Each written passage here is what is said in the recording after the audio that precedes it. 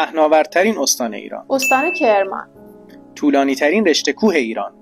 رشته کوه زاگرس که از آذربایجان غربی شروع میشه و تا شمال هرمزگان میرسه و در برگیرنده 15 استان در ایران. قدیمی‌ترین شهر ایران. شهر شوش با قدمت 9000 سال. طولانی‌ترین رود ایران. رودخانه کارون که از 8 استان ایران سرچشمه میگیره. پرجمعیت‌ترین استان ایران. استان تهران با 14 میلیون جمعیت. وسیع‌ترین کویر ایران. دشت کویر که در برگیرنده 4 استان در ایران. کوچکترین جزیره مسکونی ایران. جزیره نخیلو واقع در خلیج فارس. کدام شهر بیشترین گردشگر داخلی و خارجی رو داره؟ شهر مشهد به دلیل وجود حرم امام هشتم شیعیان. بلندترین کوه آتشفشانی ایران.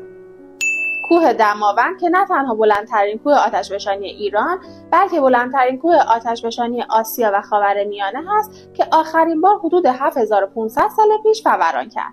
سبزترین استان ایران. استان گیلان به دلیل وجود جنگل‌های هیرکانی. کدام استان بیشترین مرز آبی با دریا رو داره؟ استان هرمزگان که حدود 900 کیلومتر مربع با خلیج فارس مرز آبی داره.